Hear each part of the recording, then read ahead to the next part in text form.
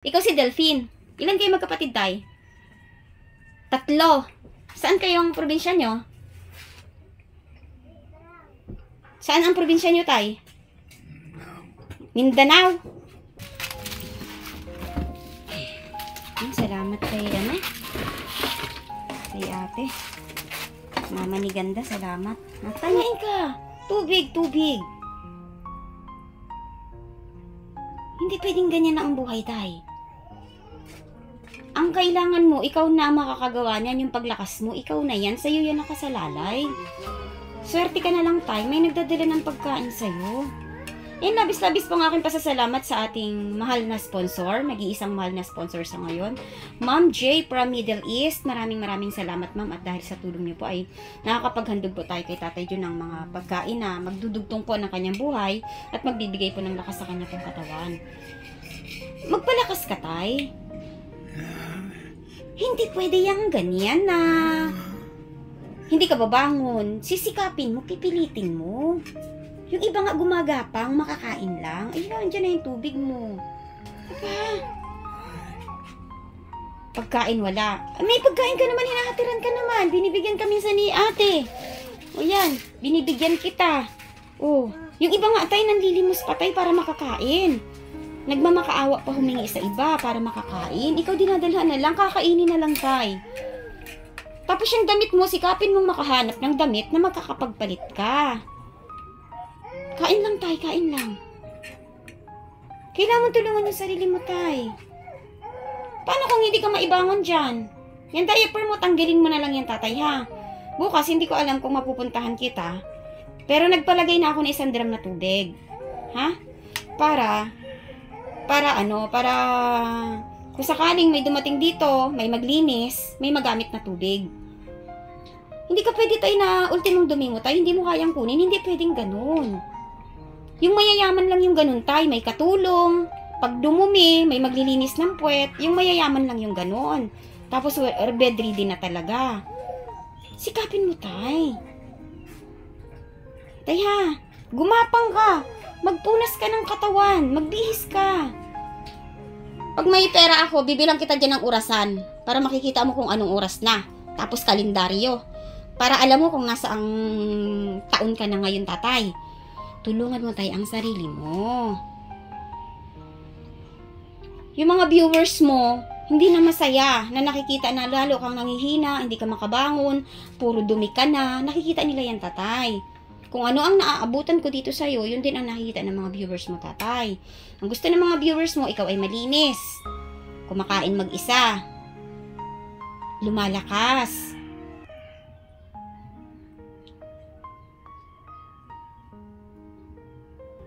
Bukas gusto ko, pagpunta ko, ang damit mo iba na. Tapos yung diaper mo, natanggal mo na dyan. Kasi may tubig dito. Pwede ka magbasa tayo ng tela. Ipunas mo sa puwet mo. Ipunas mo sa katawan mo. Punasan mo na yung katawan mo, paa mo, mukha mo, hilamusan mo. Ang dami-dami mong sabon dito. Oh, ayan po. Ay, ito pa yung mga shampoo ni Tatay Jun. Asan yung box-box na sabon mo, tatay? Ha? Sa kabila. Wala ka nang box-box na sabon? Marami yun. Baka nandyan lang. Pwede naman siguro siyang, makakawak sa pader para makapag-abot ng tubig, ng linis ko. Pwede talaga kung gugustuhin ni Tatay Jun. Kahit gumapang siya, pwede eh. Ayan yung mga gamit po na ibinigay ni Ma'am EK from Tokyo, Japan. Yung mga shampoo. Ito yung shampoo. At hindi ko alam kung nasaan ang mga sabon. Naku, puro ipis na to. Tatay, ha, huwag ka nang mahihiga dyan sa lapag, tatay, ha. Kasi ang likod mo, magkakatubig yan. Magkakatubig ka sa baga. Hindi ka na mahirapan, hindi ka na makahinga. Mga shampoo mo, ayan, mga tuwalya mo, oh. Ma'am EK from Tokyo, Japan. Ayan, humingi na po ako sa inyo ng paumanhin. Dahil ang mga inihandog nyo po, pinagrab nyo po ng mga gamit ni Tatay Jun ay nasa laula. Hindi po natin alam kung papaano itong kay Tatay Jun. Kasi ito yung mga kumot. Mga kumot. At itong tuwalya, naku, napakamamahalin pa naman itong mga regalo ni Ma'am Ike from Tokyo, Japan. Humingi po ako sa inyo, Ma'am, ng pasensya. Dahil dinala ko naman po talaga ang lahat ng mga ihinahandog nyo kay Tatay Jun. Wala lang po nag-manage. Ha? Laban. Kumain ng kumain ang tao. Basta may pagkain. Nakakasurvive. May iba nga, butot balat na nabubuhay pa tayo eh. Yung iba talaga. So, kailangan mo magpalakas. Ayan. Si Casey, hindi na pinapunta. Hindi na bumalik si Casey.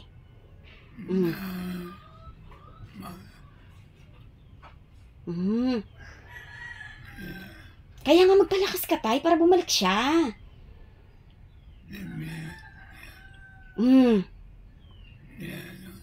Oo. Oo. Diba? Pag nakita ka ng mga anak mo na malakas ka na, pupunta sila sa'yo. Ikaw ang maglinis ng short mo, Tatay, ha? Mamaya kumain ka ulit, lalakas ka, babalik ang lakas mo pagkakain mo. Basta, ang tubig mo inilapit na namin. Tapos may mga straw ka dito, Tatay, ha? May mga straw ka dyan para magamit mo pagkakain ka, ha? May energy ka na, ha? May tinapay.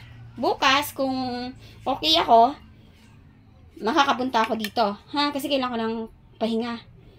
Bukas. Hindi ko alam kung kakayanin, pero titingnan ko. Basta, may pagkain dyan, kumain ka, bibili na lang kita sa kabila, ha? Ayusin mo yung paghawak ng kutsara. Ilapag mo muna ang kutsara. Ilapag mo muna yung kutsara, Tatay. Ilapag mo muna bago mo kuhain.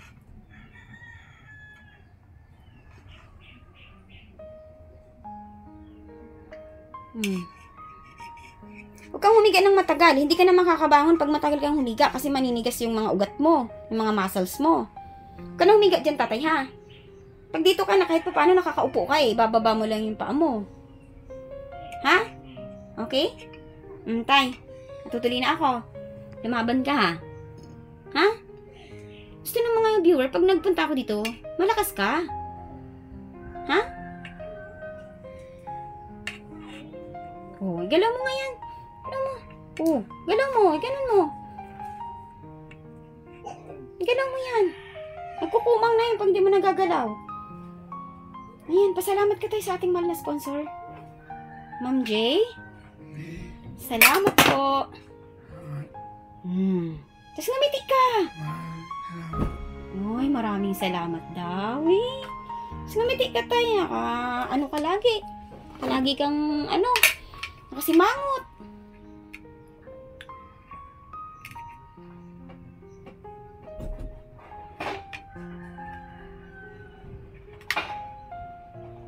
Palakas ka, Tay.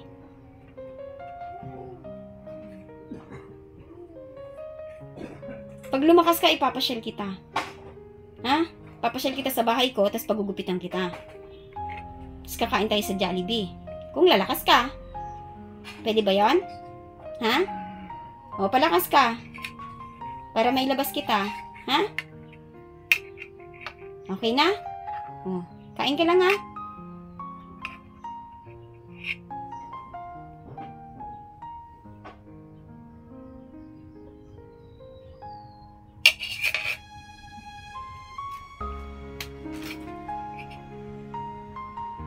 Ilapag mo muna yung kutsara.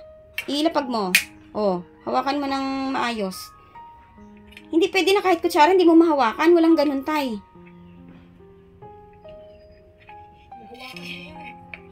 Nandiyan ka pala, Tsa! Papasok ngayon. Maglalaba ako. Wala kang pasok? Meron nga, magpapaalam lang ako. Kamusta na kayo dyan? Puno na kayo ng bakterya dito. Pupunta na lang ako dyan. Ay, may papag naman pala kayo dyan, eh, no? Magkano yun, be? 80. 80 pesos. 80 na daw kung ano lang sabi ng tao. Lagi yung bayaran na ako. Lagi yung binabayaran. Ito, pondo na lang ni tata yung yung 20, no? Paano ko sila dito yung sila? Hindi. At ayan po, ay labis-labis po ang aking pasasalamat kay Ma'am J from Middle East.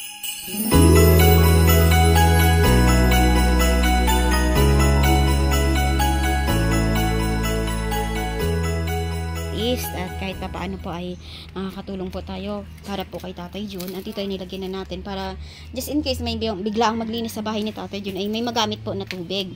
No? O, Tatay ha, nilagyan na yung drum mo. Ha, kung may dumating na barangay, magtulong sila maglinis dito, maganda.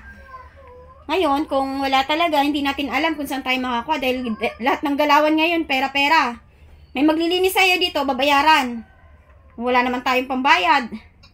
No, papa-general cleaning sana natin ito, tapos ikaw paliguan, ilabas lahat ng mga gamit na para ikaw ay may hygiene ka naman dyan sa loob. No, so, anan. Ay mga ka-therapy, kung may nais po maghandog kay Tatay Jun ng heater para may mainit po siyang tubig dito dahil ang kanya pong thermos ay nabasag na para matimpla po ni Tatay Jun ang mga regalo po natin sa kanya, no? Ayun, kain lang Tatay Jun ha. Kailangan lumakas si Tatay Jun Escalona. Delphine Escalona. Ikaw si Delphine. Ilan kayo magkapatid, Tay? 3. Saan kayong probinsya nyo? Saan ang probinsya nyo, Tay? Mindanao. Sa taga Mindanao ka? Ang magulang mo? Sa Mindanao? Mag-isa kang lumuwas ng Maynila. Anong taon ka po lumuwas ng Maynila? Ganyan ka pa kaliit? Hindi ka nag-aral, Tay? Hindi ka nakapag-aral? Ha? Hindi ka nakapag-aral po? Grade 3? Grade 3? Nakabasa ka? Gusto mo umuwi na Mindanao?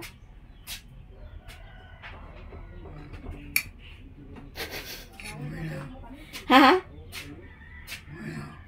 Wala? Wala kang pamilyang uwian doon? Yung magulang mo, mga kapatid mo, ilan ang babae sa kapatid mo? Ilan ang babae? 3? 3 kayo? Ilan ang babae sa 3? Pang-ilan ka? Pangalawa ka? Ibig sabihin, kung 62 ka na ngayon, mga 50 years na kayong hindi nagkita ng pamilya mo. Sakali, kaya alam mo pa ang bahay mo doon? Sa Mindanao? Taga Mindanao ka, Tay? Sigurado ka? Delphine Escalona. 62 years old. Taga Mindanao. Okay.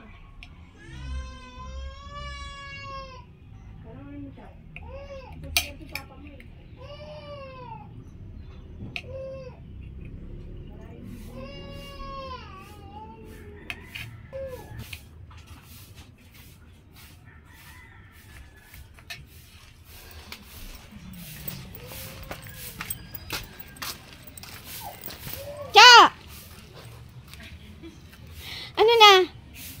Uuwi na lang kayo? Nagpaalam na ako kay nanay. Nauuwi kayo?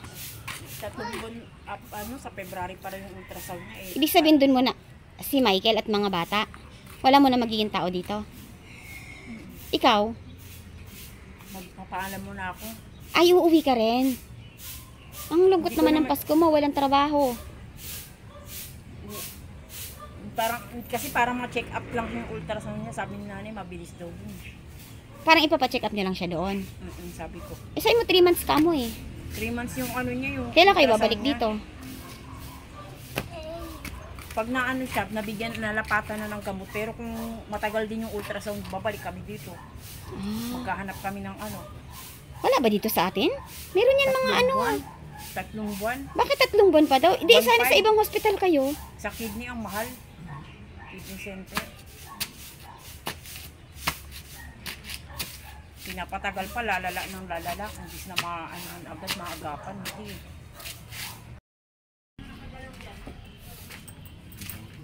Naubos na tayo? Okay? Sige lang. Kain ka lang, Tay, ha? Linisan mo yung katawan mo, Tatay, ha? Titingnan natin kung ano. Basta ikaw malinis. Kahit ang bahay mo marumi, basta ikaw malinis. Para may tutulong sa'yo dyan maglinis ng bahay mo.